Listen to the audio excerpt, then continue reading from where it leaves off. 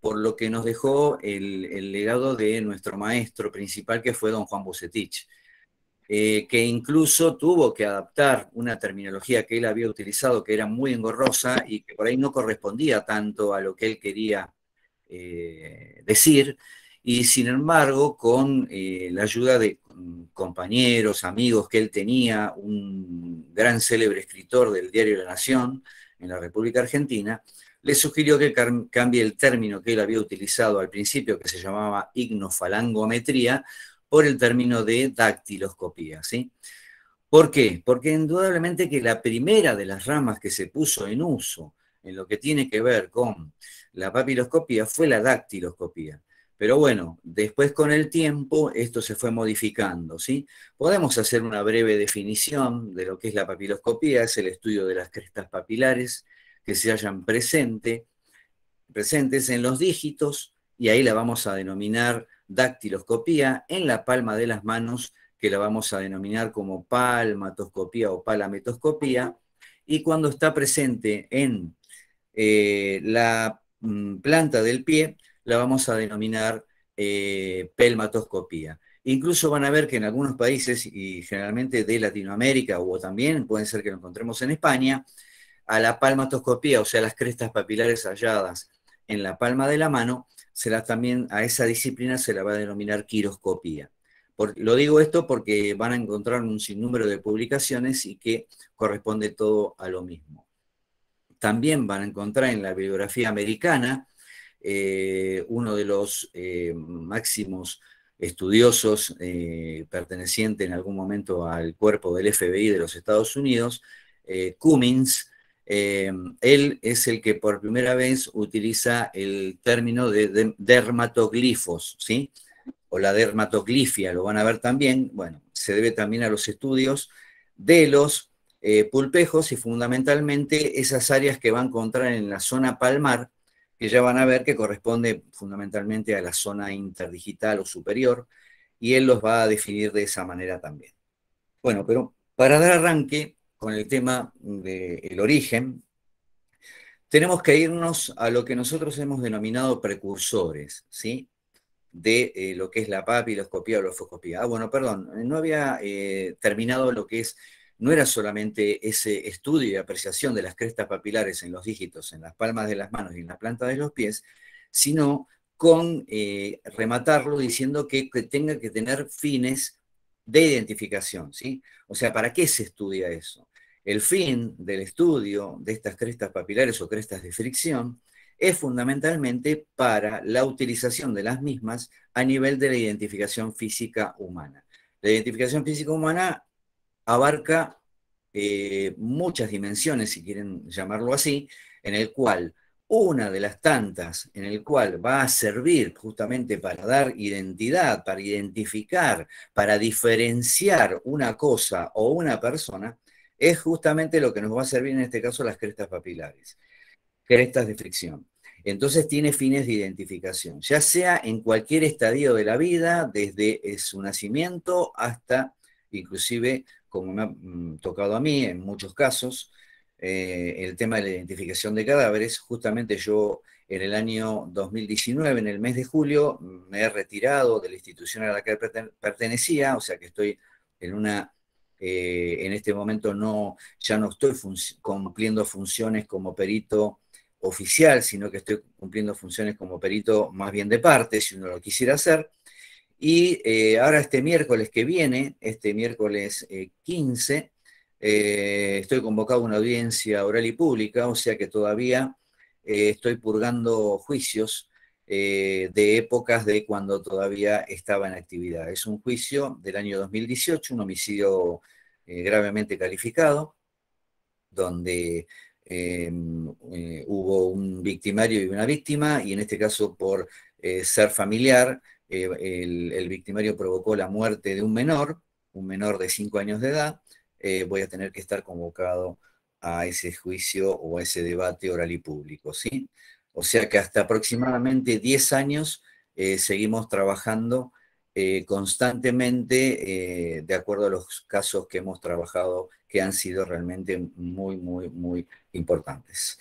Bueno, entonces, ahora sí, Empezamos con el tema de la disertación de hoy, que tiene que ver con los precursores, a los que le debemos honor y gloria, porque realmente fueron los primeros estudiosos que nos llevaron justamente a partir de sus primeros estudios a lo que tenemos hoy en día, ¿sí? No tendríamos hoy un sistema AFIS, un sistema automático de identificación de huellas, si no hubiera sido por alguien o por algunos que nos empezaron a enseñar desde dónde vienen o de dónde provienen esas crestas papilares, esos dibujos que ya ellos estaban estudiando. La gran mayoría van a ver que son médicos estudiosos de la anatomía humana, de la fisiología también, y fíjense que como uno de los primeros se lo considera Marcelo Malpighi, un italiano, que era anatomista, fisiólogo, microscopista, histólogo. Dicen que tenía un microscopio enorme, imagínense para el año 1600 y pico, cómo podía llegar a ver pequeñas estructuras, células, tejidos. Dice que lo que cuentan en la historia, que estaba en una habitación con un microscopio que era de unos tamaños enormes. Hoy imagínense que uno ya puede inclusive utilizar una microscopía digital mucho más accesible, no digo que tan barata, pero que la puede conectar directamente al computador a través de un puerto USB. O sea, miren cómo hemos progresado tecnológicamente, que lo que este hombre tenía en una habitación que medía más de 2 metros de alto, hoy lo tenemos directamente en un pequeño dispositivo digital, al cual lo adosamos a una notebook o a una computadora y lo podemos utilizar perfectamente.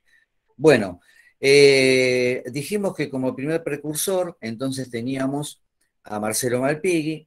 Él ya es el primero que encuentra, su primer descubrimiento tiene que ver con los corpúsculos del tegumento o el tegumento de la dermis, revelando que son del origen o van a dar el origen al relieve de las crestas papilares o crestas de fricción, y que le van a conferir una altísima complejidad a ese tipo de dibujos, que obviamente para el que primero veía eso era como algo, como pequeñas líneas, como dibujos afiligranados, como dice el texto, como arabescos de la piel de fricción, tanto lo vio en las manos como en los pies, perdón. Asimismo, las papilas se unen justamente entre la dermis y la epidermis, hay un entramado que es justamente continuo. Recuerden que cuando uno ve lo que es el capítulo de la piel, si lo dividimos en estratos según los diferentes autores, van a ver que desde lo más superficial a lo más profundo tenemos una epidermis, una dermis y una hipodermis que está justamente por debajo, que en su gran mayoría tiene componentes de tejido celular graso, inclusive después vamos a encontrar la masa muscular, los tendones, bueno, y otros elementos que están más profundamente hasta llegar obviamente a lo que es el hueso, ¿no? Bueno, y se lo considera para algunos como uno de los pilares dentro de lo que es el estudio de las crestas papilares. Algunos le dicen que es el abuelo de la papiloscopía, lo que sí es una importante gloria para el tema de los comienzos.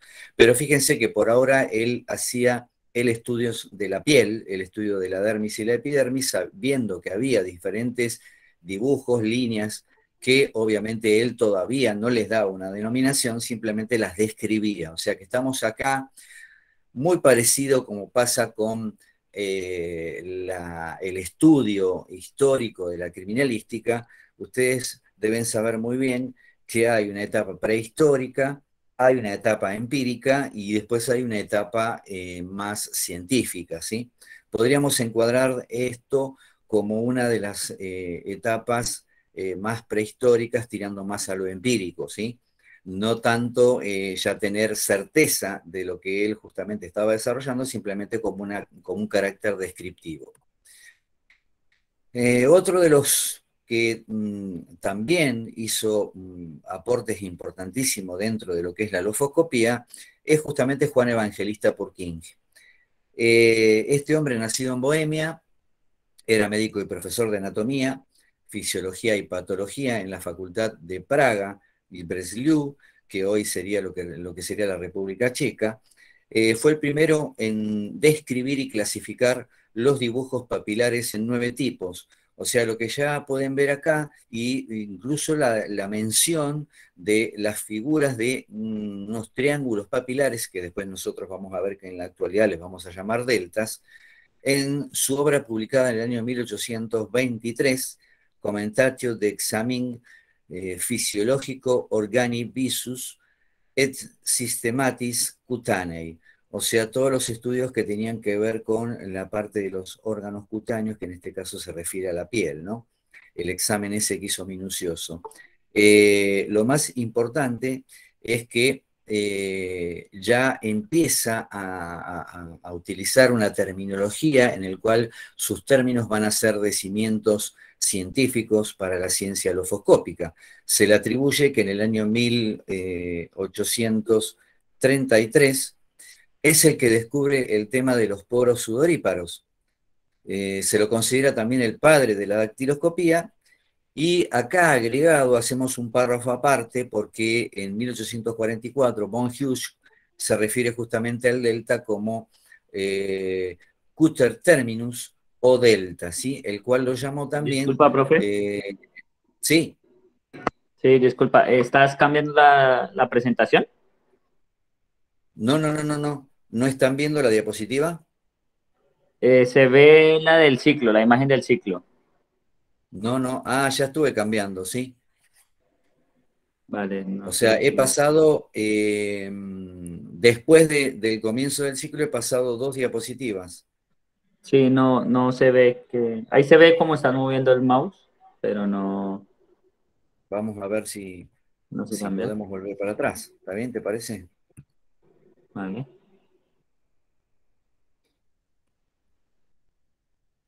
Se quedaron en la primera nomás. Bueno, a ver ahí, capaz que poniéndolo en pantalla más chiquita, capaz que puede llegar a Ahora sí, funcionar. sí, ahí se Bueno, ve. ¿sabes? Ya. Se ve que estaba en pantalla más grande, entonces por ahí eso complicaba la... Bueno, Sí, en realidad, de todo lo que he comentado, lo que van a ver como diferente en este caso va a ser la foto de Marcelo Malpighi. Igual estaba en la segunda diapositiva, así que tampoco hemos perdido nada. Pero igual está bien que lo tengan porque yo creo que esto lo están grabando. Si no se escuchó lo que dije o no se por ahí interpretó muy bien lo que estaba diciendo, al tener acceso a la diapositiva, ustedes después pueden hacer un resumen o transcribir exactamente lo que tiene el contenido de esta misma diapositiva, ¿correcto? Después de Marcelo Malpighi, habíamos hablado de... Ahora se me quedaron a mí. No, está bien. Habíamos hablado de Juan Evangelista Porquín. Y como estaba diciendo recién, aquí ya estamos dentro de lo que es una parte no tan empírica, porque fíjense que Purkinje ya establece un pequeño sistema de la cantidad de dibujos que él encuentra, que él los define como 9 tipos, y justamente también menciona esas figuras triangulares que son los deltas. El tema es que dentro de esos 9 grupos, él los tenía bien diferenciados, pero no podemos llegar a considerar como que fuera un sistema ya papiloscópico o lofoscópico de uso habitual por la cantidad y porque dentro de esos 9 grupos había algunos que no digo que se repetían porque si no, no serían diferentes, sino que había parecidos y eso dentro de lo que se armó después con lo que vino en los sucesivos tiempos, fueron agrupados, ¿sí? O sea que se podría haber simplificado quizás el número de tipos fundamentales que él había encontrado.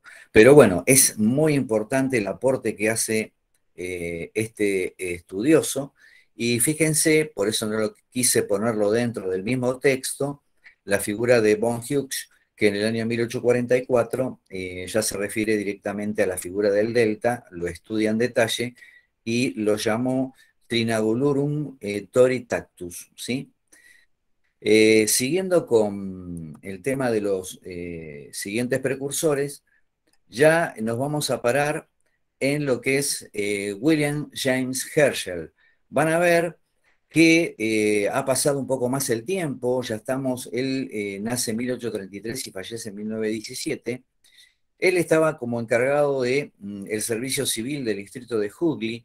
Esto recuerden que es en Bengala, en la India, era colonia británica, y muchas veces se mandaba a personal que estaba abocado a tareas policiales, también civiles, justamente a estos distritos para que eh, pudieran progresar e incluso pudieran utilizar algún tipo de ciencia que ellos dominaban, como por el hecho de decir, podés llevar a cabo cualquier estudio que tengas a mano y que te parezca que pueda dar buenos resultados. En 1858 se apoyó justamente en la clasificación de los dibujos o los tipos dactiloscópicos realizados por Kinge, perdón, y fue el primero en utilizar las huellas dactilares con fines de identificación. Ven, es un poco lo que dijimos al principio. Ese estudio de las crestas papilares en los dígitos, en las palmas de las manos y en la planta de los pies, tienen que tener un fin. Y ese fin es el fin de la identificación, ¿sí? Así que bueno, ya estamos en el año 1858 y fíjense que también va a implementar el uso de las tomas de impresiones dactilares en documentos contractuales y en servicios de pensiones. Y fíjense que no era una estupidez, porque gracias a este procedimiento pudo evitar cuantiosas pérdidas al Estado, porque descubrió que personas que pretendían cobrar 2 o más veces su propia pensión, o casos de suplantación, o sea que venía otra persona y quería cobrar lo mismo, la pensión que ya había cobrado el titular, el original, haciéndose pasar por esa persona, y el hecho de ya tener ese contrato, ese documento, ese papel, la huella dactilar de la persona que poseía ese título, hacía que automáticamente no se le diera el dinero que correspondiese, ¿sí? O sea, miren qué importancia que tenía la presencia de una huella dactilar, perdón, en un documento, ¿sí? Asimismo, también comienza a emplear las impresiones dactilares como un registro de identificación de indígenas.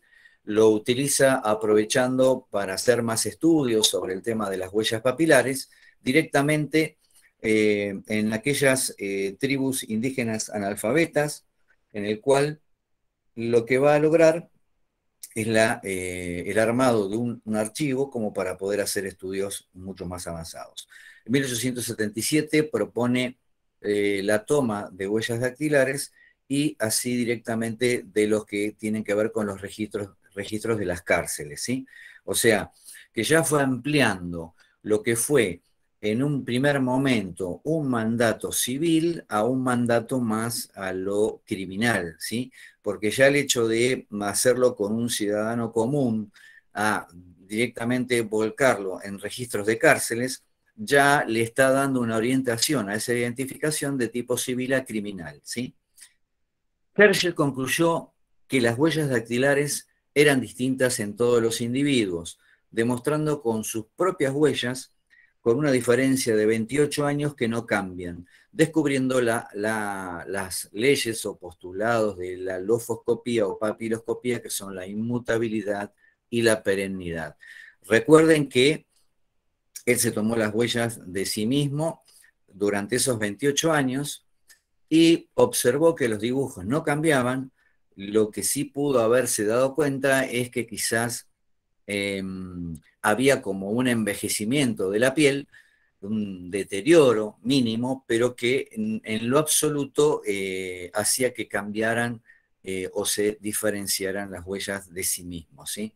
Es lo que hoy conocemos cuando hablamos de los postulados, más allá de las leyes, que ya las vamos a ver después también, lo que generalmente uno denomina principio de mismidad o principio de individualidad, en el cual nosotros como seres humanos somos iguales a nosotros mismos y distintos a los demás de nuestra misma especie, ¿sí? El principio de individualidad o mismidad.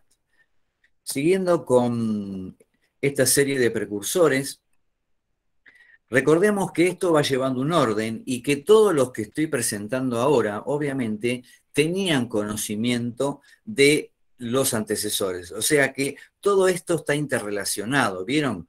Herschel leyó el libro de Purkinje. Van a ver que los que vienen ahora también van a tener como un gran referente a William Herschel. Van a ver todo ese tipo de sucesión de trabajos en los cuales fueron justamente recopilados por ellos y después los han mejorado o de alguna manera los han ampliado. Lo que también quiero destacar, no todo el mundo, entre ellos había una amistad perfecta. No se olviden que en el mundo de las ciencias, donde uno logra dar con un conocimiento nuevo, con un descubrimiento, siempre va a generar la apatía, va a generar el egoísmo por parte de ellos, de no querer comunicar o de querer ser mejor que el otro, como sigue pasando actualmente en todos los ámbitos de lo que tiene que ver con el ser humano, ¿no? O sea que más allá de los estudios que han hecho de cada uno, había una competencia feroz a nivel de quién podía llegar a ser el que cambiara la historia de la papiloscopía como existe en otros ámbitos, ¿no? Y ya van a ver que algunos fueron al principio rechazados, y voy a contar la historia también de Vucetich, que también fue rechazado al principio, en el cual lo trataban de que traía ideas descabelladas. Bueno, otro de los precursores para mí de gran importancia en lo que tiene que ver con los estudios de las crestas de fricción es Henry Folts, un escocés, nació en 1843, murió en 1930, que durante su estadía en Tokio descubre que las huellas dactilares permiten dejar huellas invisibles o latentes, gracias a la transferencia del sudor emanado por las glándulas sudoríparas sebáceas y por la contaminación de la grasa, justamente de las glándulas sebáceas, por el simple contacto directo en cualquier superficie, diseñando técnicas para su revelado y recolección que permanecen vigentes. O sea que, más allá de lo que venimos contando, también ya lo podemos considerar como uno de los grandes descubridores de la presencia de fragmentos, rastros papilares o huellas que ya son completas en diferentes lugares, en diferentes ámbitos, en diferentes superficies a las que se las contacta, ¿sí? O sea que es un descubrimiento importante el poder saber que existen, después van a existir las técnicas que hoy tenemos actualmente, pero fíjense que ya él se había dado cuenta de que se le podían dar visibilidad e incluso ser recolectadas para después involucrarlas en algún hecho determinado, ¿sí? Fue el primero en aplicar y promover justamente la toma de las 10 impresiones dactilares en una ficha que denominó tarjeta de dactilar. O sea, miren cuántas cosas le debemos a este buen hombre.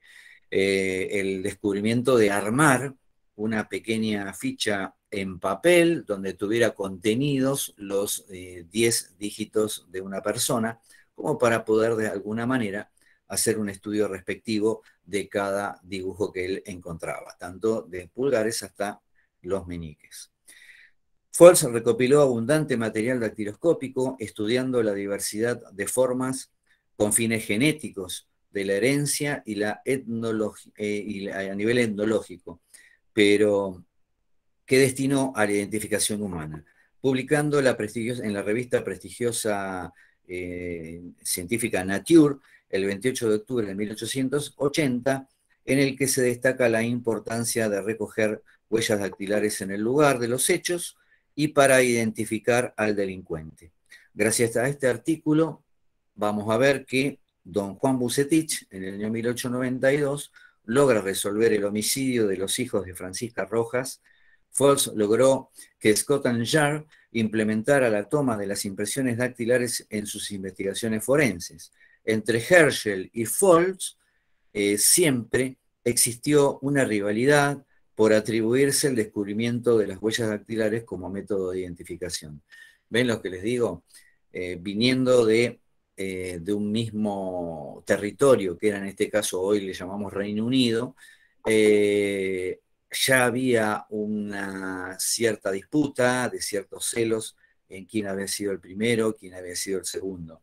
Lo importante es que para nosotros, que hoy somos futuras generaciones de ese aprendizaje de lo que nos dejaron estos grandes maestros, podemos decir que todos son importantes con su trabajo que fueron haciendo. No le tenemos que dar más mérito a uno que a otro, al contrario, valernos de lo que nos enseñaron como para poder hoy seguir progresando, seguir mejorando tecnológicamente, porque hoy está todo cambiado. Hoy la tecnología se ha modernizado tanto que hoy utilizamos microscopios USB, utilizamos directamente microfotografías, podemos utilizar un montón de elementos que primero nos van a hacer ganar tiempo para la resolución de la investigación de un crimen, y por otro lado también la rapidez que tienen en encontrar sospechosos, la rapidez que se puede lograr, por ejemplo, para identificar a una persona que se encuentra como un cadáver NN, ya sea de sexo femenino o masculino. O sea, la tecnología bienvenida sea. Yo creo, y esto es una opinión personal, que hoy don Juan Bucetich, si él estuviera junto a nosotros, estaría muy contento y muy dichoso de la implementación de estos sistemas informáticos aplicados a las huellas dactilares, ¿sí? Porque gracias a los estudios que hicieron estos hombres, pudimos llegar a lo que tenemos en la actualidad. Siguiendo con el tema, vamos a... No quería justamente a tocar el que fue para mí, y yo creo que ustedes van a estar de acuerdo conmigo, fundamentalmente el que nos dio el saber a todos en común. Ya van a ver que los grandes sistemas papiloscópicos o lofoscópicos que se encuentran en el mundo se van a deber a la obra de este hombre llamado Sir Francis Galton. De la época del año 1822 en su nacimiento, al 1911, es un célebre antropólogo inglés, doctor en medicina, en 1844 en Cambridge, miembro de la Sociedad Real de Geografía y de la Asociación Británica para el Adelanto de las Ciencias y la Sociedad Real de Londres. Recuerden, esto creo que lo deben saber todos, que era sobrino del naturalista Charles Darwin. Galton continuó con los estudios preliminares sobre las huellas dactilares, reconfirmando los principios descubiertos por Herschel y Henry Foltz sobre la inmutabilidad y perennidad, y demostrando científicamente la unicidad de las huellas dactilares, no regida por factores hereditarios, ni sanguíneos, ni familiares, identificando las peculiaridades macroscópicas de las crestas papilares con su respectivo nombre. Por eso se lo llama también, como vamos a ver, esas características, esas pequeñas minucias, también llamados puntos característicos o puntos Galton. A él se le debe el descubrimiento de las tres leyes. En realidad Herschel y Foltz ya habían hablado de lo que era la inmutabilidad y la perennidad, pero él le agrega el tema de la unicidad en el caso de que cada punto característico, en este caso, son únicos, repetibles en una misma huella de una misma persona y diferentes a los de las otras huellas de otras personas. O sea que ese principio de lo que sería ya la unicidad es clave. También a él se le atribuye el tema de la diversidad de los dibujos, diversidad infinita, también algunos lo van a llamar variedad infinita, en lo que tiene que ver que todos los dibujos papilares que se encuentran e inclusive en una misma persona son únicos e irrepetibles. Yo, mis 10 dígitos, los 10 dibujos que poseo son absolutamente diferentes. Mi pulgar derecho es diferente al resto de los otros 9 dígitos que poseo, y así pasa con toda la especie humana, ¿sí? O sea que no son solamente diferentes con otras personas, sino que son diferentes en la misma persona. Esa es la variedad o diversidad infinita como tercer postulado, ¿sí?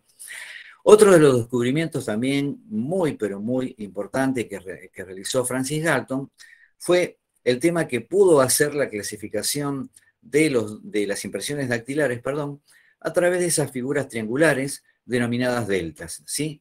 Y fundamentalmente también por el tipo de núcleos. No solamente hace el estudio a través de las formaciones délticas, sino también que hace el estudio a través de lo que tiene que ver con los deltas.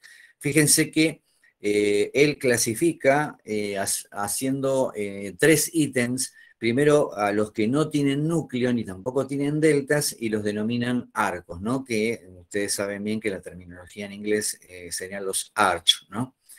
Con un solo núcleo y un solo delta corresponde a los lazos, que nosotros le vamos a llamar presillas o lazos directamente, y que van a ver que en los sistemas ingleses le van a llamar loops. Y por último, los que tienen 2 o más deltas y pueden tener 1 o más núcleos, y ya se constituyen los famosos verticilos, que para el caso del sistema inglés van a ser denominados vortex, ¿sí? En el año 1892 publicó su libro The Fingerprints. De todos estos autores tengo todos los libros, no los tengo todos en carácter de original. En estos últimos 2 años que estuvimos padeciendo esta pandemia, escribí mucho a las librerías francesas, librerías inglesas, y pude conseguir ejemplares, algunos originales y otros réplicas exactas, que también me las hice traer de estos países, ¿sí? Obviamente que tener toda esta documentación es muy importante porque justamente es la base de los estudios posteriores y lo que seguimos haciendo a nivel mucho más tecnológico con respecto a la lofoscopía o papiloscopía. En su libro Fingerprint, en el que justamente se plasmó todo su conocimiento, siendo la base justamente de los métodos de clasificación que surgieron años más tarde, se considera un bestseller de las ciencias forenses, con el primer glosario técnico de las huellas dactilares. Francis Galton, después de la publicación de su libro, emprendió justamente una campaña en todo su país para que se le concediera a las huellas dactilares el reconocimiento como un método que sea civil y penal también. Francis Galton soportó, como les estaba diciendo anteriormente, ya le va a pasar también a Vucetich, también soportó fuertes debates y grandes opositores que no creían en el carácter único, universal de las huellas de las impresiones dactilares, los cuales manifestaban que era imposible que no existieran en el mundo 2 personas con las mismas huellas dactilares. Después de muchos años de lucha, consiguió que justamente su estudio fuera reconocido universalmente como un método de identificación plena para los seres humanos. Por ello, se le concede el más alto nivel de importancia como gestor y promotor de las huellas dactilares. Y también tenemos que hacer un párrafo aparte porque es el mayor inspirador de todos los sistemas que venimos viendo, ya sea a nivel latinoamericano o a nivel europeo. Ya van a ver que, por ejemplo, todos los sistemas utilizados en Europa derivan del sistema galtoniano, y los sistemas utilizados en Latinoamérica también derivan del sistema galtoniano. Quería poner también algunos precursores que por ahí capaz que están más relacionados con la criminalística, pero no dejan de ser importantes. ¿Y por qué pongo a Alphonse Bertillon? Porque quizás fue uno de los que realizó, fue innovador en el campo de la criminalística con un método de identificación de los seres humanos. Quizás ese método hoy lo vemos con el paso del tiempo como algo un poquito más primitivo, más empírico, no tan científico, porque algo que va a presentar pequeños errores, que no va a ser infalible ni perfecto, ya lo cataloga como un método más empírico que algo totalmente científico. Pero no obstante, no le tenemos que quitar méritos, porque este buen hombre, nacido en Francia, fue un innovador en la identificación, presentando a nivel mundial su sistema o método antropométrico, el tema de las medidas del largo del cuerpo, de todas las extremidades, de la cara fundamentalmente, que ustedes vieron que hay una parte, un apartado especial, que él hace todo el estudio de lo que tiene que ver con la frente, la nariz, las cejas, los ojos, el mentón, las orejas, el diámetro occipital, o sea, un montón de elementos que indudablemente eran todas medidas, ¿sí? Medidas en centímetros y en metros, pero que indudablemente, como ya todos se deben imaginar, a la larga iba a tener algún tipo de problema por una cuestión de la edad, por una cuestión de que no se ocupó dentro de su sistema de todo el grupo de los seres humanos, no se contaban dentro del estudio a los menores, no se tampoco contemplaba a las mujeres y solamente eran utilizados en adultos de más de 21 años. Pero bueno, no le quita méritos. Por años fue un método muy utilizado, incluso los cuerpos policíacos del mundo lo utilizaban como método de identificación propio, hasta que justamente apareció la dactiloscopía o la papiloscopía o la lofoscopía.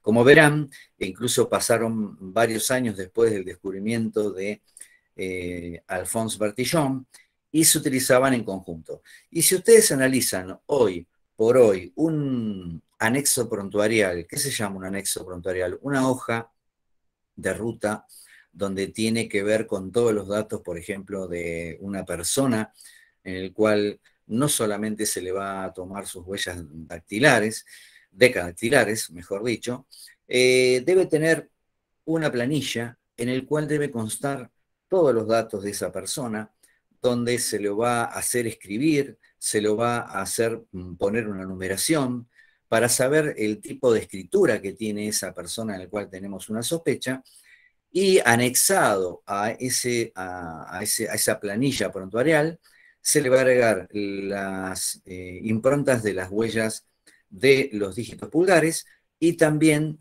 las huellas decadactilares, que en este caso, según las jurisdicciones, no solamente van a pedir estas huellas que yo les estuve nombrando, van a ver que creo que ustedes, justamente ahí fundamentalmente en Colombia, utilizan el anexo prontuarial, utilizan las decadactilares y utilizan también las huellas que nosotros le llamamos huellas seriadas.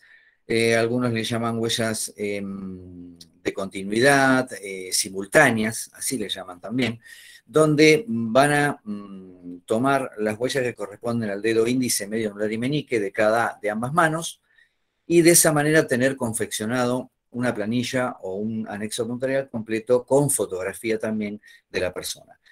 Hoy los prontuarios, si ustedes los miran, hoy los llamamos, generalmente les llamamos legajos, ¿no?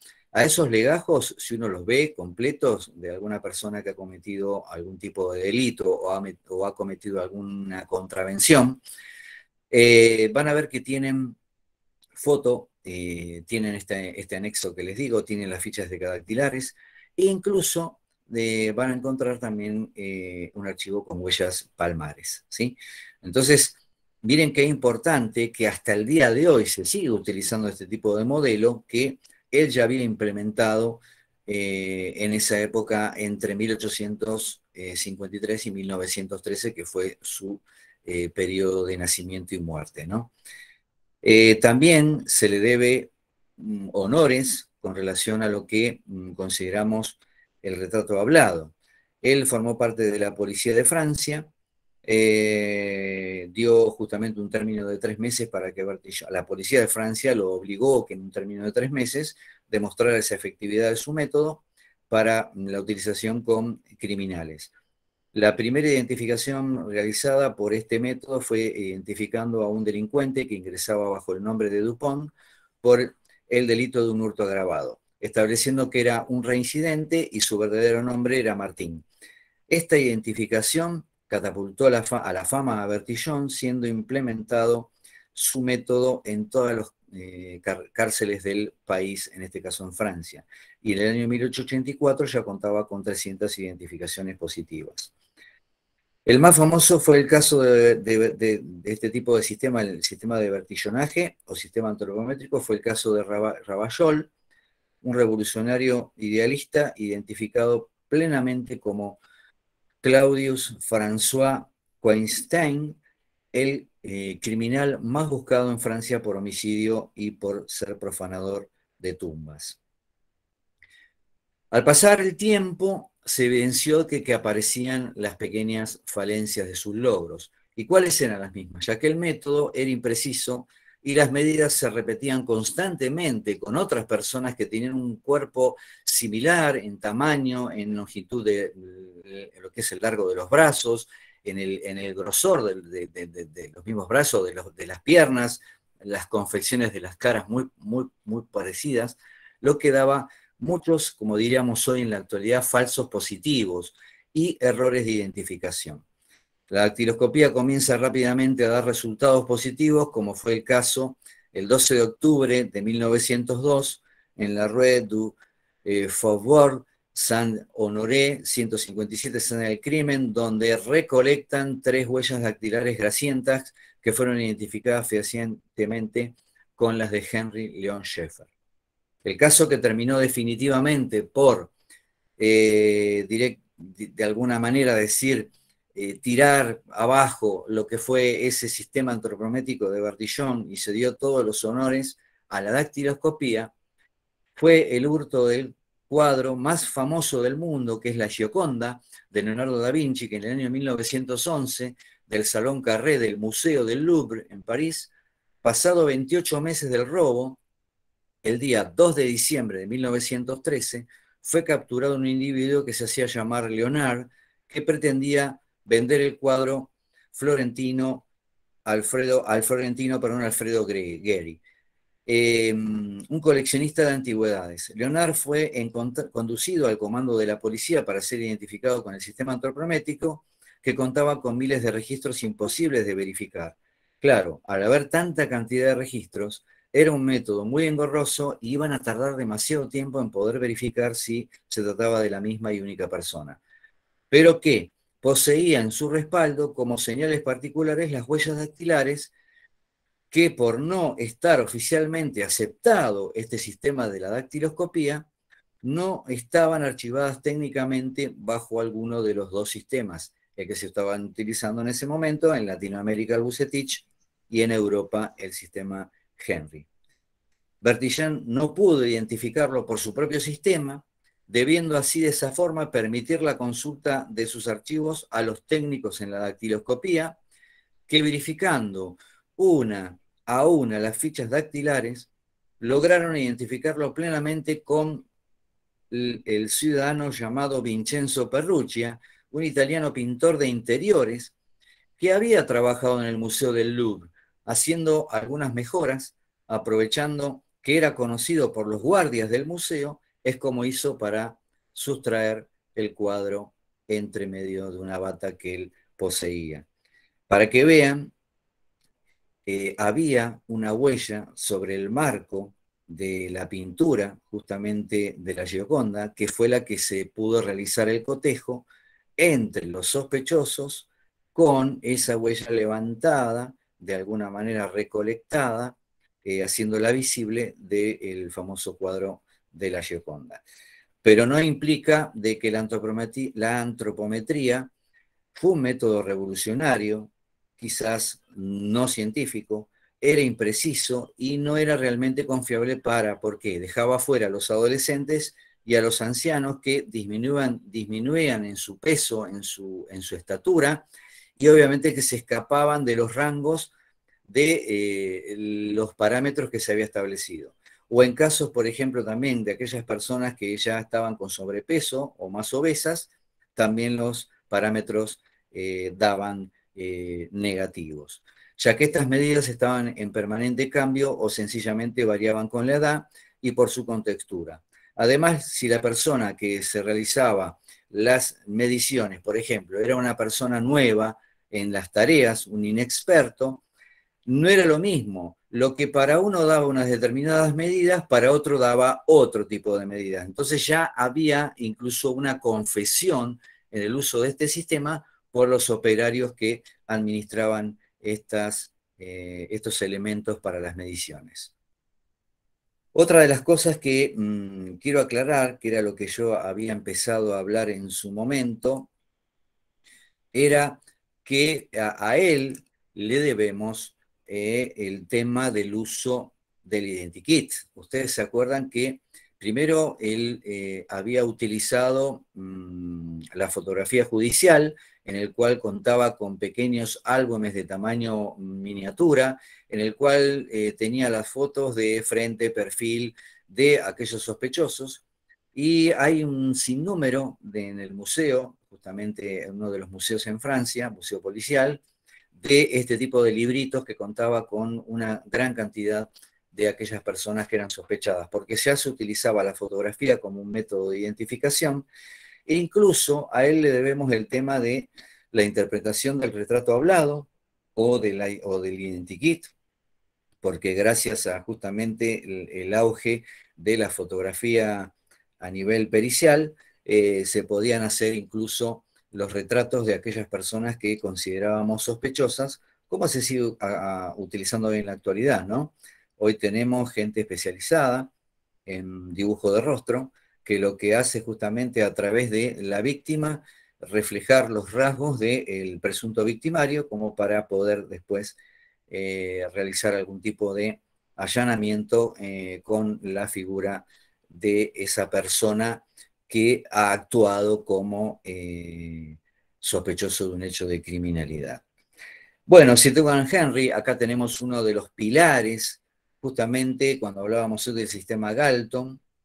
El sistema Galton va a ser utilizado por Sir Edward Henry y también va a ser utilizado por Juan Bucetich. En este caso en Inglaterra, nace en 1850 y muere en 1931, este británico e inspector general de la policía de Bengala, también en la India, asistente de Herschel, o sea que lo conocía directamente a William James Herschel, y es jefe también del servicio de identificación de la Scotland Yard. Henry conoció el método de Galton y dedicó gran parte de su tiempo al perfeccionarlo y justamente mejorarlo. Y así corrige algunas de las dificultades que presentaba el sistema Galton, siendo considerado el sistema propio como Galton-Henry y llamado también en memoria de su autor como sistema Henry. No hay grandes diferencias con el sistema argentino, el sistema Bucetich.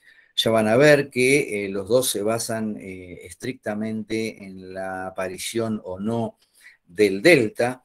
Por lo tanto, él considera los adeltos, los monodeltos, que van a encontrar la ubicación a su izquierda y su ubicación a la derecha, como sinistrodeltos y dextrodeltos, y por último, los que tienen más de un delta o polidélticos, en los que los va a llamar justamente como vortex. O sea, tenemos acá la figura de los arch, de los loops y de los vortex. En definitiva, después van a cambiar algunas de los sistemas en lo que tiene que ver con la subdivisión, o sea, con las subdivisiones que se van haciendo de cada dibujo. Cuando se mete más en profundo, más en detalle, ahí ya aparecen distintos elementos diferentes a los demás sistemas. También podemos llegar a decir que Galton Henry, también llamado Memoria del Autor como el sistema Henry. Gracias al apoyo recibido, publica el libro Clasificación and Usos of the Fingerprint. En el año 1898 están en las primeras ediciones, solamente se hicieron 30 libros, y después en el 1903 y 1908 se hicieron nuevas publicaciones. Yo tengo la suerte de tener de la segunda producción de libros del año 1903, se publicaron 100 libros más. Yo tengo en mi poder un original conseguido en una librería en Inglaterra. 6 años después se habla de justamente la aparición de Juan Bucetich, que va a iniciar también sus estudios. En poco tiempo fue el método más utilizado en toda Europa y años más tarde en el mundo. Es conocido también ese sistema Henry como el sistema bengalí. ya que fue aplicado en la India a partir del 12 de junio de 1897. Algunos países le realizaron modificaciones y ajustes, perfeccionándolo cada vez más. Entre ellos encontramos a los Estados Unidos con su sistema Henry americano y Canadá, que también se habla del sistema Henry canadiense, y ustedes que están ahí en Colombia utilizan también un sistema Henry derivado, que es un sistema Henry colombiano, podríamos llamarle de alguna manera, ¿no? No quería dejar de lado otro prócer, y más que todo, fundamentalmente, este fue el padre de la criminalística, ¿no? Don Edmond Locard, este francés, un médico considerado como el padre justamente de la criminalística moderna, polifacético, innovador en múltiples campos de las ciencias, no solamente en lo que tiene que ver con la papiloscopía o lofoscopía, sino también estudios de grafología y documentología, balística y medicina. Sus investigaciones son justamente tratados y bases científicas en este área. Locard, que es el padre justamente de la poroscopía, porque él hizo un estudio muy minucioso de la poroscopía. Algunos consideran a la poroscopía como una cuarta rama de la papiloscopía o lofoscopía. Bueno, el padre ha sido indudablemente Locard. Él publica en el año 1912 un estudio muy pormenorizado con respecto a no solamente la cantidad de poros, sino también a lo que se refiere a la ubicación de los mismos, ¿sí? En 1914 da a conocer que el número ideal de minucias o puntos característicos localizados en una impresión dactilar deben ser de 12 como mínimo, y 12 para dar una identidad, y como mínimo 8 puntos. ¿A qué se refiere 8 puntos característicos o minucias? Porque a veces no estamos analizando en detalle una huella papilar completa, sino que es un parcial, es un fragmento de una huella dactilar. Entonces, en virtud de que tenemos una menor superficie de estudio, con 8 puntos característicos minucias, podríamos darlo perfectamente. Eso con la teoría justamente de Edmond Locard. Pero sobre este tema se va a dedicar un capítulo aparte. Al igual que las huellas dactilares, Locard consideró un número mínimo de poros para la identificación, estableciendo que para la misma debía contarse con 40 como mínimo, en el número que es justamente legal para establecer la individualidad, o sea, que sea una misma y única persona. Si el número mínimo de puntos característicos sería de 8, por consiguiente, por cada punto, como mínimo serían 5, porque tendríamos 5 poros por cada punto característico, lo que da un total de 40 poros aproximadamente, arrojando el total que consideramos, como dijimos antes. Locard fue el primero en aplicar el análisis microscópico al estudio de las huellas dactilares y en demostrar que las huellas e impresiones dactilares falsas se diferencian justamente de las huellas plamadas y bien constituidas, comprendiendo los beneficios del uso del microscopio en el campo forense. Le resumo rápidamente, el estudio que hizo de los poros fue estudiando las crestas papilares o crestas de fricción. Él encontró a nivel microscópico que la aparición de los poros podía ser de diferentes formas. En algunos lugares, no tanto la morfología, sino más que, aunque también la describió obviamente, sino en la ubicación de esos poros. En algunos encontrándolos en una línea central o línea media de la cresta de fricción. En otros casos los encontraba sobre los bordes de las crestas de fricción, y una teoría mixta que él decía que en algunos casos corroboró que existían en la zona central y en la zona de los bordes, en ambas ubicaciones. Así que uno de los más grandes maestros también, y lo quise traer porque si bien es más de la criminalística, lo tenemos que relacionar directamente con la poroscopía. Y bueno, y si así hablamos del sistema Henry, tenemos que hablar del sistema Juan Bucetich Kovacevic, que es en Latinoamérica, que fue argentino, pero es un sistema utilizado en Latinoamérica. Muchos países de Latinoamérica lo han utilizado. Al principio fueron Brasil, Uruguay, después a nivel europeo Portugal. Obviamente que es el que se sigue utilizando en mi país. Este hombre nació en 1858 en Croacia y murió en 1925 en la ciudad de Dolores, ¿sí? Empezó a trabajar a los 24 años como encargado de la Oficina de Estadísticas de la Policía de La Plata. Aplicó las normas de la identificación humana para esa época, siendo el sistema antropométrico de Bertillon el más utilizado, el cual consideraba muy dispendioso, o sea, como que tenía falencias, ¿sí? No obstante, les recuerdo que él era un gran admirador de Alphonse Bertillon, y ahora después voy a contar una anécdota. Bueno, que cansaba a todos, a las autoridades, porque era muy engorroso el sistema. Podíamos estar horas haciendo un trabajo sobre una sola persona, como a los mismos criminales, que se negaban al registro corporal y a Disculpa, la... profe, Sí, se ha salido la presentación. Ah, volvemos. ya está visualizando. Ahí volvió. Sí, es que alguien por error intentó presentar Ah, y se ha salido.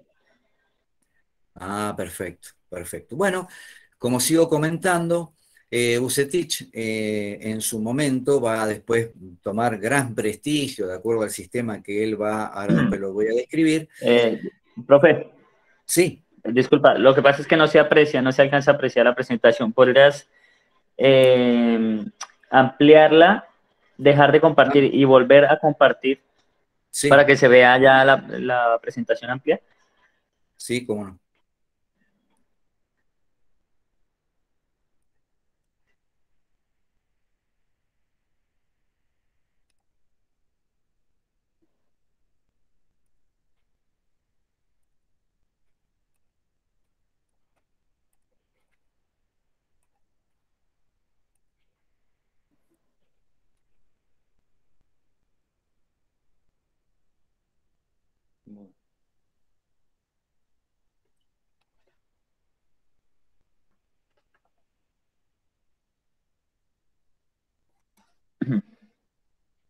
¿Volvimos?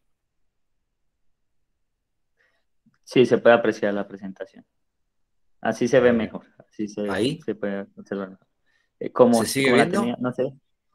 ¿Lo Si la reduzco? pudieras dejar como estaba, eso, Ahí. así se ve mucho mejor.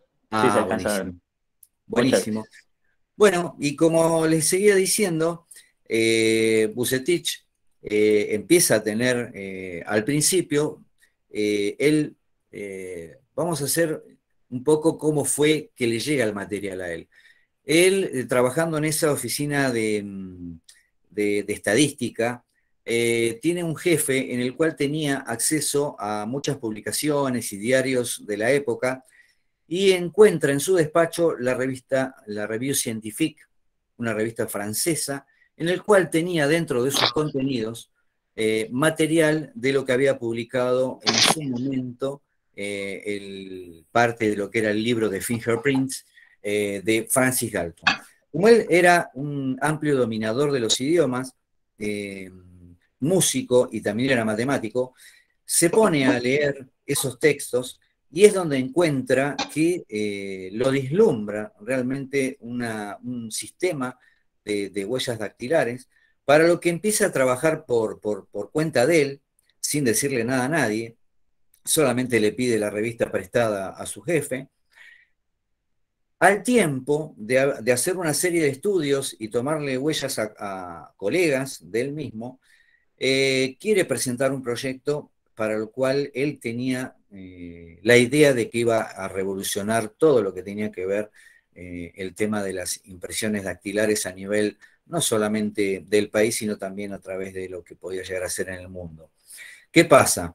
Los propios compañeros lo miraban y pensaban que lo que estaba diciendo estaba totalmente equivocado y que le podía llegar a traer consecuencias graves como despedirlo de sus funciones, hasta que empieza a demostrar de alguna manera que no era tan estúpido lo que él tenía en mente y lo que pide es poder ampliar su estudio a través de lo que eran las unidades carcelarias en ese momento, fundamentalmente en el penal de Sierra Chica, donde él hace un sinnúmero de tomas de impresiones dactilares de todos los presos Incluso cuenta la historia de que los mismos precios lo admiraban mucho porque era una persona muy humilde, muy común, tomaba mate, acá es una costumbre muy argentina el tomar mate, tomaba mate con ellos, o sea que realmente se hizo querer, y eso de paso le servía a él para poder llevar a hacer los estudios mucho más completos, ¿no?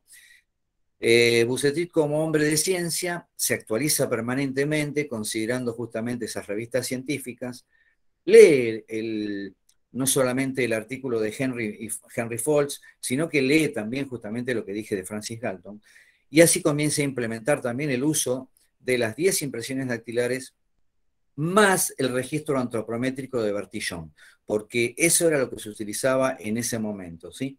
Reduciendo al mínimo el sistema antropométrico, dejando justamente solo lo básico de la información que contienen las actuales reseñas judiciales. Fue el primero a nivel mundial en aplicar el postulado de Foltz, recuperar justamente huellas digitales de la escena del crimen, permitiendo de esa manera resolver el caso Francisca Rojas en el año 1892, en septiembre, en la ciudad de Necochea, donde justamente ustedes bien ya deben conocer el caso. Francisca, por el hecho de querer estar en pareja con una determinada persona, esa persona le exigía para estar con ella que no tuviera hijos. Y es donde esta buena señora toma la mala decisión de asesinar a sus 2 hijos muy pequeños, como para demostrarle de que ya estaba en soltería, como decían en ese momento, y poder estar con su pretendiente. Obviamente que, como todo, se tardó un determinado tiempo, pero descubrieron de que esta persona no estaba con sus hijos, y gracias a Dios que hubo gente que se interesó por el hecho, y no pasó demasiado tiempo en el cual encontraron sobre uno de los bordes de la puerta una mancha hemática que poseía justamente el resto de huellas dactilares, fragmentos de huellas dactilares. Para no perder tiempo con la investigación, se puso preso a una persona inocente, en el cual se le acusaba de que había sido el perpetrador del hecho. Realmente le hicieron padecer castigos muy grandes antes de tomar la decisión si realmente había sido el que había matado a estos niños. Se los sometió a torturas. Realmente, bueno, era la época que justamente primero que no había abogados defensores, que tampoco había un juicio en el cual pudiera ser justo y realmente imparcial. Gracias a Dios que fue enviado desde la ciudad de La Plata a un policía de alto rango para que investigara el hecho. Lo que ve, porque era amigo de Juan Bucetich, que encontrando en esas manchas hemáticas que se encontraban sobre el madero, sobre la parte de la puerta, que había unas imágenes correspondientes a dibujos papilares. Lo primero que se le ocurre es trasladar toda la puerta. Era imposible en esa época porque imagínense que estamos hablando de todos los medios de locomoción eran solamente a caballo. Se le ocurre con una sierra o un serrucho cortar toda el área correspondiente al área que contenían esas huellas y llevarlas bien envueltas, bien cerrado ese elemento, como hoy si tuviéramos que resguardar un efecto, llevarlo a la ciudad de La Plata para que lo analicen expertos, y en este caso ya estaba a cargo de la oficina de identificación don Juan Bucetich. Pero para eso le tenían que tomar las huellas a todas las personas que se consideraban sospechosas, la que ya tenían como presa, que nada que ver, que era este buen hombre, un tal Álvarez, y entre todos los sospechosos también se le va a tomar las huellas dactilares a la madre de los niños. Haciendo una compulsa o un cotejo, un confronte de todas las huellas dactilares, todos se asombran al ver que las huellas eran coincidentes justamente con las de la madre. La miran y le dicen que venga a observar que ella misma se dé cuenta de que a través de las huellas la estaban descubriendo, es ahí donde se larga en llanto y confiesa el hecho y por qué lo había realizado. Es el primer caso resuelto a nivel criminal por huellas dactilares de este doble filicidio en el año 1882, perdón, estaba confundiendo con 10 años, 1882. El tema, lo más importante de todo esto, es que gracias al método que él utiliza, que es también derivado de Galton, los 40 tipos de dibujos que él observa, los eleva a 101 y después los reduce a 4 tipos fundamentales, que son los que se utilizan hoy en la actualidad. Los 4 tipos fundamentales, ni más ni menos, son lo que nosotros denominamos como arco, como presilla interna, como presilla externa y como verticilo, ¿sí? Recuerden que después de una ardua tarea, en lo que ya les vuelvo a repetir, le costó que le tuvieran en cuenta el trabajo que él estaba realizando, directamente ya confeccionó un sistema propio de identificación e incluso lo aplicó no solamente para el ámbito criminal, sino también para el ámbito civil, que eso es lo más importante. Y acá, como dijimos recién, nosotros lo consideramos el sistema Galton-Bucetich como un sistema pionero. En el año 1891, él lo dio como nombre, como himnofalangometría, y el 1 de septiembre de 1896 es cuando empieza a funcionar correctamente este sistema actual. Sí, vuelvo a decir, el caso que hablábamos hoy del caso de Necochea estaba mal escrito en la diapositiva, es 1892. No me quiero rectificar, me quiero rectificar porque está mal en la diapositiva, fue en el año 1892. Lamentablemente para la humanidad no se le dio el apoyo necesario al inicio de sus investigaciones y fue hasta pasados 8 años después de sus logros y verificaciones que se le otorgó el merecido reconocimiento, publicando justamente su método en el año 1900. Murió en el año 1925, el 25 de enero, en la ciudad de Dolores, provincia de Buenos Aires, y se retiró en ese momento con el cargo de comisario. Hoy, actualmente, a través de la Superintendencia de la Policía Científica de la Policía de la Provincia de Buenos Aires, se lo ha nombrado comisario general ad hoc, ¿sí? O sea, ad honorem, me refiero post vida, ¿sí? Otra de las cosas que le quería mostrar, porque en la ciudad de La Plata, donde yo vivo, donde están todas las oficinas donde él estuvo, existe un museo policial llamado Juan Bucetich, en el cual cuenta todavía con elementos de la época, está su legajo personal, con su foto, con su firma, con su escritura. Tenemos todos los elementos necesarios como para poder visitarlo, ¿sí? Acá les muestro una mesada que se usaba en ese momento con un rodillo de entintamiento, que fíjense que es de la época del 1900, con un rodillo de goma y un mango metálico, una planchuela de entintamiento que en este caso mide 20 centímetros por 20 centímetros, era no solamente para la toma de huellas dactilares, sino también para la toma de huellas palmares. Y lo que ven es un pequeño madero acanalado con diferentes tamaños de ranuras que tiene que ver con la convexidad o concavidad para el tema de la aplicación de las fichas decadactilares y de esa manera ir tomando cada uno de los dígitos a medida que vamos deslizándonos con cada mano. Y lo que ven atrás es un fichero original con cajones o pequeños ficheritos que contienen las fichas decadactilares de esa época. Todo eso está, lo tenemos en vigencia. Después tenemos algunos de los dibujos de los discípulos de Juan Bucetich. Él tuvo como discípulos al doctor Cislán Rodríguez, que escribió La identificación física humana. Es un libro espectacular, porque no solo habla de todo lo que ha realizado don Juan Bucetich, sino también hay de otros precursores, como yo he nombrado ahora en esta disertación. Está todo volcado, es un libro espectacular, si se puede conseguir, inclusive se puede fotocopiar, se los recomiendo a todos. Y otro de los discípulos de él, el doctor Reinald Mandos, que fue el que escribió la dactiloscopía argentina. No olvidemos que don Juan Bucetich escribió el libro La dactiloscopía comparada, y este buen hombre, sucesor, podríamos decir discípulo, juntamente con Cislán Rodríguez, que es Reinald Mandos, escribió la dactiloscopía argentina. Y hoy tenemos un montón de libros publicados de muchos autores argentinos que han tomado todo lo que es este estudio, ¿no?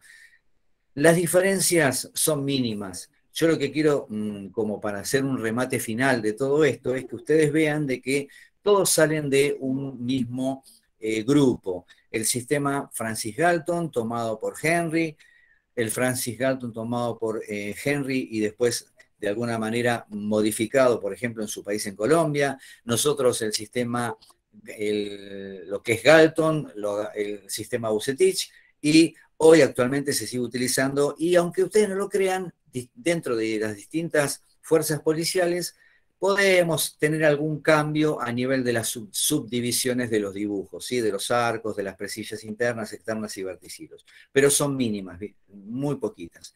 El sistema chileno, por ejemplo, que utiliza la clave 14, que deriva obviamente de 14 tipos fundamentales diferentes, pero derivan obviamente de lo que fue en su momento el sistema Bucetich.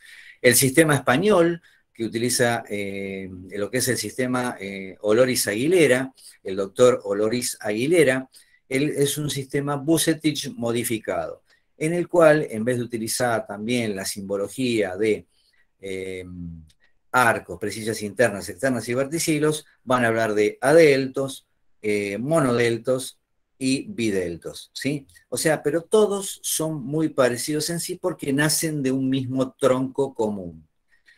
Acá les quería mostrar algunos de los dibujos de los que están contemplados en esos libros, que aparecen justamente en estos libros que le nombré de los discípulos de Bucetich.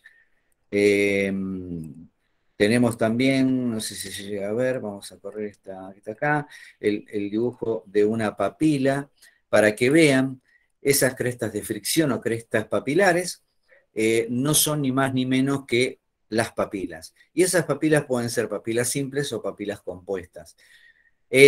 Lo que nosotros cuando entintamos un dígito y lo volcamos a una ficha decadactilar, no es ni más ni menos que el entintamiento que se produce de esas cúspides, de esas papilas, de esas crestas papilares, esas eminencias que pueden ser simples o pueden ser dobles. Esa es la estructura en sí de ese estudio de las crestas papilares. Bueno, creo que me he excedido del tiempo, pero bueno, ahora quedo justamente por si tienen alguna duda o algo, de que me puedan preguntar alguna de las cosas que ustedes más quieran, pero más que todo, vuelvo a repetir, fue brindar un homenaje a todos estos precursores, a todos estos grandes genios de la lofoscopía, papiloscopía, como ustedes le quieran llamar. Es la misma ciencia en todos los ámbitos y fundamentalmente debemos un origen, alguien empezó con esto y alguien nos llevó a lo que estamos actualmente utilizando, como son estos sistemas informáticos de tanta actualidad que hoy en quizás segundos o minutos podemos estar resolviendo un caso simplemente con el escaneo o la fotografía de una huella bien tomada o bien recolectada del lugar del hecho o de la escena del crimen. Bueno, quedo a su disposición.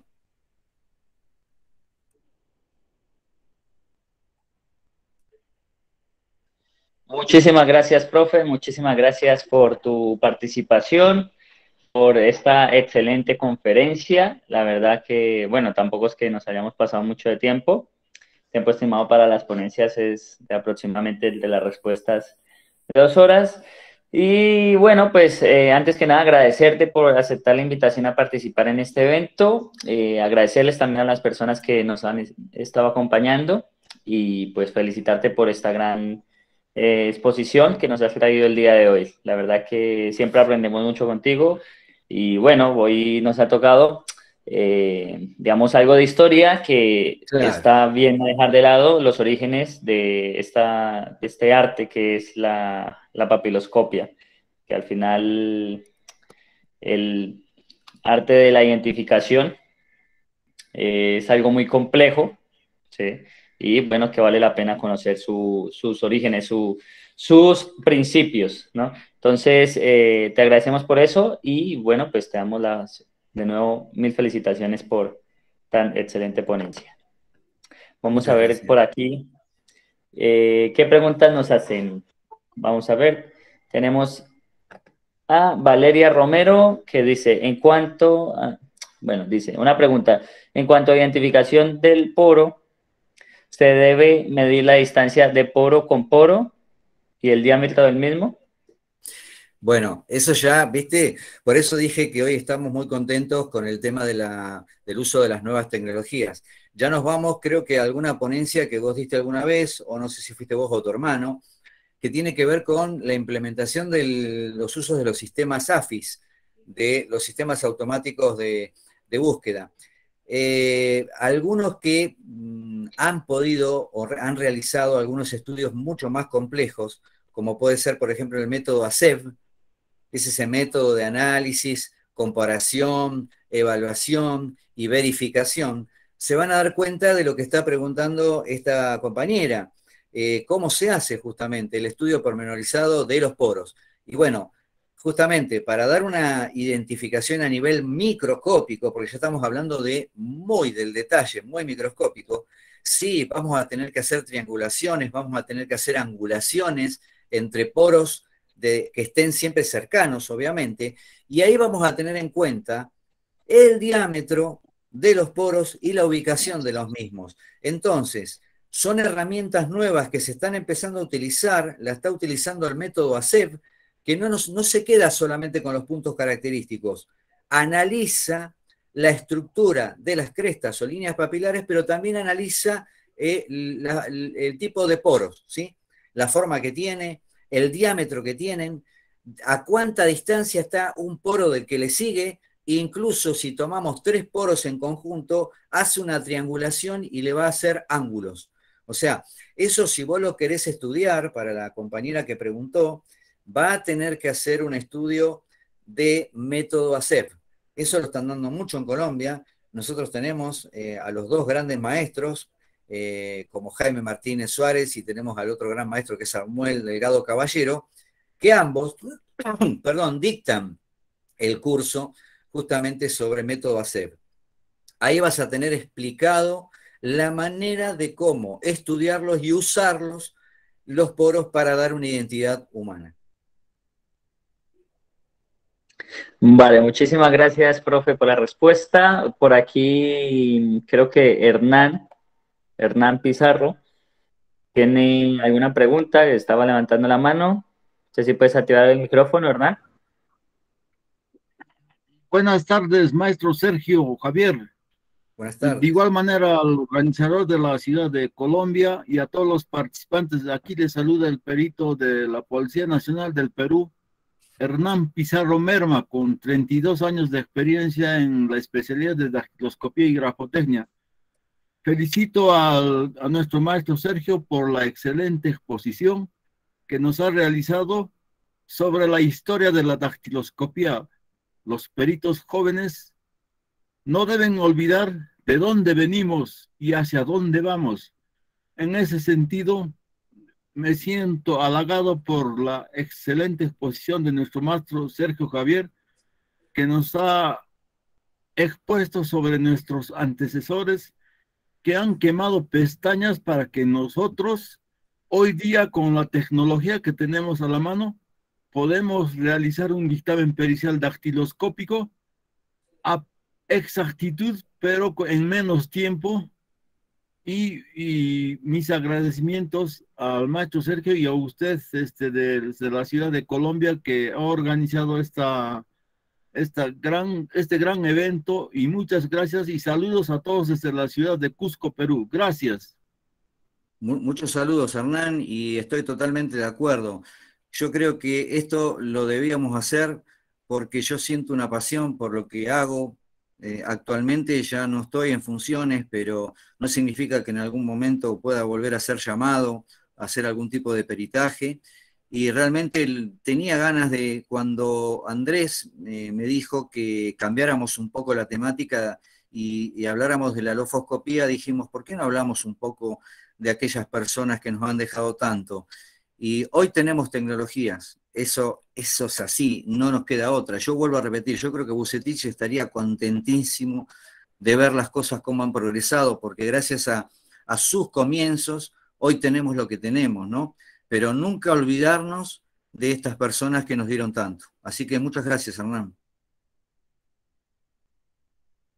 Gracias, maestro. Gracias a todos. Bueno, muchísimas gracias, Hernán, muchísimas gracias, profe. Sergio, de verdad, por tus aportes. Y bueno, pues no sé si alguien tiene alguna otra pregunta. De todas formas, les comento a las personas que se conectaron después de haber iniciado la grabación, va a estar disponible en nuestro campus, de ahí lo estoy anotando, campus virtual, campus asoforenses, campus.asoforenses.com. En ese link van a poder observar absolutamente todas las ponencias de este ciclo y también todas las otras actividades que estamos realizando con asoforenses. No sé si alguien tiene alguna pregunta y si no, pues damos por finalizada la ronda de preguntas. ¿Alguien que tenga alguna anotación? Bueno, por aquí nos envían muchas felicitaciones desde Mendoza, Argentina, desde Bolivia, excelente ponencia. Y pues por aquí nos dicen, ¿qué bibliografía recomienda? Y bueno, no es fácil conseguir material, no es fácil. Nosotros en Argentina tenemos muchos buenos autores. Tenemos el Tratado de Papiloscopía de Brandimarti y de Pini, o sea, de dos autores argentinos de la Policía Federal Argentina, sería de, vos tenés que buscarlo como Tratado de Papiloscopía de Brandimarti de Pini, y bueno, ahora se me escapó el nombre del otro hombre que está con ella, pero ya poniendo uno de los autores te va a saltar. Siempre hay libros locales, ¿sí? Nosotros tenemos un montón de libros locales. Yo tuve la suerte de conseguir estos libros antiguos, porque me parece que son obras sagradas, ¿no? Muchos en copia y muchos originales. Tendrían que conseguir, no sé quiénes son los máximos referentes, pero por ejemplo en México tienen a su Sistema Martínez y debe haber alguna bibliografía, por ejemplo, de Don Martínez. La dactiloscopía comparada se encuentra hoy fácilmente, el libro de Juan Vucetich, lo vas a encontrar en formato PDF, lo podés googlear y lo vas a encontrar seguramente, pero vas a tener que tener alguna bibliografía moderna también. ¿Por qué? Porque indudablemente, imagínense, en Chile debe haber alguna bibliografía correspondiente a clave 14, le puede servir el de Juan Vucetich, pero no tanto porque no van a estar hablando de los mismos sistemas. O sea, hay que conseguirse los libros correspondientes a cada país. En España utilizan el doctor Oloris Aguilera. Vuelvo a repetir, en Colombia sí que usan el sistema Henry, pero supongo que habrá que conseguirse entonces, si se puede conseguir el libro original, mejor, de lo que sería Sir Edward Henry. Pero bueno, es difícil conseguir libros, es muy difícil.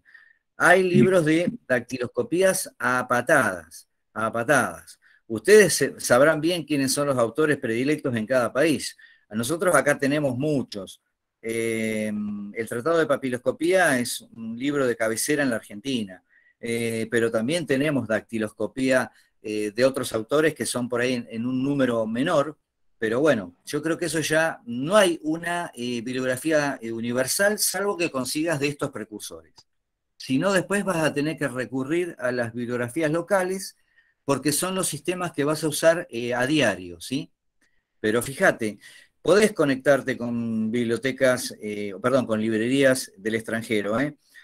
Hay una página a través de AVE Books, se llama, es un Iberlibro, que es de España, te conecta con todas las librerías mundiales y vos poniendo el nombre del título del libro que vos buscás, te podés llegar a conseguir material tranquilamente. Vale, muchísimas gracias de nuevo, profe. Y bueno, muchísimas gracias a todos ustedes que nos estuvieron acompañando en lo que fue esta ponencia. De nuevo, mil felicitaciones y bueno, pues esperamos que nos pueda seguir acompañando en futuras oportunidades, en futuras actividades que podamos estar organizando. ¿Cómo no? Ningún problema. Siempre a disposición. Y tratando de observar, cuando tengo también mis tiempos libres, las diferentes ponencias que ustedes van siempre colocando, ¿no? Sí, muchas gracias por seguir el trabajo que hacemos y por acompañarnos. De verdad, muchísimas gracias por eso. Una última cosa, profe, bueno, porque me estaban comentando si sería posible que nos pudieras de pronto compartir el material. Sí, sí, ningún problema. Sí, sí, sí. Sí, yo te Vale, lo paso, estupendo. sí. Vale, Yo estupendo. después te lo Entonces, paso a un mail y vos después te encargás de dárselos. vale, vale, perfecto. Entonces, las personas que deseen revivir la conferencia, pues lo van a tener también disponible el material en el campus. Aquí les acabo de enviar el link y pueden ingresar y visualizar todas las actividades que hay disponibles. También van a poder ver esta y las demás conferencias directamente desde el campus. Entonces, de nuevo, mil gracias y bueno, pues esperamos que todo te siga yendo muy bien. Muchísimas Sí, gracias. nos vamos a estar viendo, recién comienza el año, así que en cualquier Claro momento que sí. estamos conectados nuevamente y bueno, a tu disposición, como siempre. Les mando un abrazo Vale. grande a todos los que estuvieron como concurrentes, a vos en persona directamente y al grupo de asoforenses, a todos tus colaboradores que hacen mucho por la plataforma. Y bueno, que pasen un lindo resto de domingo que aún queda y que suerte con las próximas ponencias que están por venir. Así que muy Muchas agradecido gracias. a todos. Bueno, muchísimas gracias, profe. Muchísimas gracias. Bueno. Bueno, amigos, antes de que se desconecten, yo quiero comentarles las personas que están interesadas en adquirir la certificación de esta ponencia o del ciclo completo. Como les comentaba al inicio, son 10 ponencias, esta es la segunda ponencia, hasta ahora estamos iniciando lo que es este segundo ciclo internacional de conferencias forenses. En un rato se va a estar publicando la grabación de esta ponencia en la página de Facebook, allí también la van a poder visualizar. De nuevo, una excelente ponencia que nos ha traído hoy el licenciado Sergio con la lofoscopia y su origen, ya como nos comentaba, tiene mucha historia y muy enriquecedora. Entonces, les agradecemos a todos ustedes por estar acompañándonos, las personas que nos acompañaron también el día de ayer en la autopsia médico-legal. Los invitamos a que nos puedan acompañar el próximo sábado 19 de marzo en la conferencia Grafoscopía con Jorge Alberto Reyes López. Vamos a tener esta gran conferencia y el domingo, también domingo 20 de marzo, al licenciado Mauricio Resendiz desde México nos va a estar trayendo esta excelente ponencia, la valoración probatoria de los delitos. Así que vamos a estar con muy buenas conferencias. Próximamente también vamos a tener al licenciado Gabriel Alejandro Gamarra desde Argentina con el lugar de los hechos e indicios balísticos. Las personas que están interesadas en adquirir la certificación, si desean adquirir la certificación de esta o alguna de las otras ponencias, va a tener un costo de $10, 30,000 pesos colombianos, 1,100 pesos argentinos o 210 pesos mexicanos. También para los amigos que nos están acompañando desde Perú, 37 soles. Las ponencias, bueno, se emite una certificación por cada ponencia. Si deseas adquirir la certificación de todo el ciclo, tendría un costo general de $100. Pero tenemos una promoción. Como siempre, tenemos esas ventajas y esas oportunidades para las personas que deseen adquirir las certificaciones. Vamos a tener un 40% de descuento para las personas que realicen su pago antes del 26 de marzo. o por lo menos que separen su cupo antes del 26 de marzo, porque las plazas para las certificaciones con descuento son limitadas. Quiero hacerles también una cordial invitación. Bueno, aquí, antes de pasar con las siguientes actividades, voy a enseñarles los métodos de pago. Para Colombia tenemos cuenta de Nequi, muy sencillo, únicamente aquí aparece el número, realizar el pago. Si tienes alguna pregunta, te recomendamos que nos puedas escribir aquí en este número más 57 310 403 4290, y con esto te vamos a brindar toda la información, toda la asesoría para que puedas inscribirte y adquirir tu certificación. También tenemos pagos internacionales por medio de PayPal y por medio de Western Union. Así que de forma muy sencilla puedes adquirir tu certificado. Lo único es realizar el pago y diligenciar un formulario. Ya con esto se te enviarán los links para que puedas crear tu usuario y tu contraseña para que puedas descargar tu certificación de esta ponencia o del ciclo completo. Vamos a tener también para el próximo mes, las personas que les gusta la tanatopraxia y tanatoestética, vamos a tener este grandioso curso que va a contar con una intensidad horaria de 60 horas, inicia el día 17 de abril y tendrá un costo de $55 americanos. También para Colombia 230.000 pesos, para Argentina 6.500 pesos y para México 1.050 pesos. Las personas que estén interesadas en participar nos pueden preguntar también. Aquí vamos a estar publicando por medio de la página de Facebook toda la información, todos los datos de esta ponencia, bueno, de este curso y de las otras actividades que se vienen también. Entonces les realizamos la cordial invitación a todos ustedes a que se inscriban y puedan participar para que saquen el mayor provecho y se sigan capacitando en sus momentos libres. Ustedes mismos organizan su horario, su espacio, y con esto puedan seguir desarrollando su conocimiento. Por último, quiero comentarles que para el mes de mayo vamos a tener este gran evento, este diplomado internacional en investigación forense de la muerte violenta, a cargo de dos grandes profesionales, el licenciado Lucas Bravo Berrueso y el doctor Diego Alfredo Martón, que nos va a estar acompañando en este gran diplomado, en este gran evento, que también va a ser un curso. Vamos a tener una temática muy, muy chévere para las personas que deseen participar, porque se va a llevar a cabo de forma simultánea un curso para las personas que deseen adquirir la certificación del curso. Se van a certificar 60 horas y las personas que deseen hacer la diplomatura son 120 horas. ¿Sí? El curso va a tener una duración de 4 meses y la diplomatura de 5 meses. Van a ser en conjunto, pero van a tener actividades diferentes. Es una forma muy dinámica en la que se va a manejar este diplomado. Las personas que estén interesadas en participar pueden recibir cualquier información escribiéndonos al número que aparece aquí en la pantalla, más 34 643 47 86 71 o más 57 310 403 4290, y les vamos a estar brindando toda la información.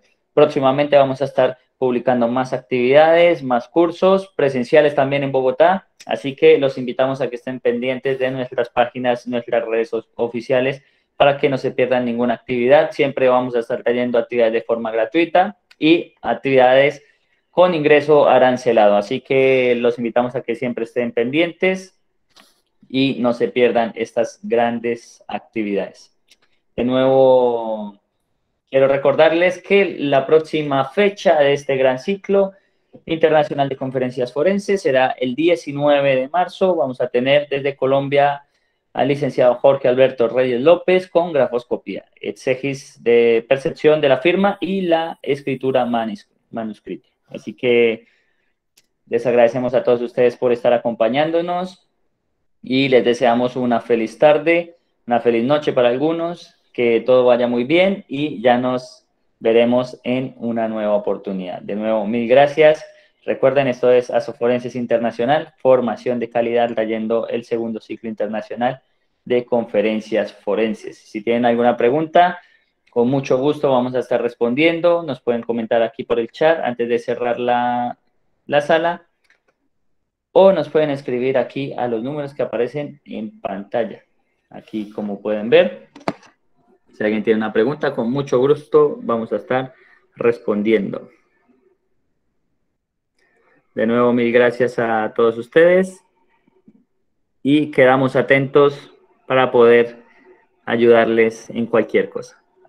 Siempre a la orden para todos ustedes. De nuevo, hacerles la invitación a que nos acompañen en las siguientes ponencias, porque son 10 y vamos en la segunda hasta ahora.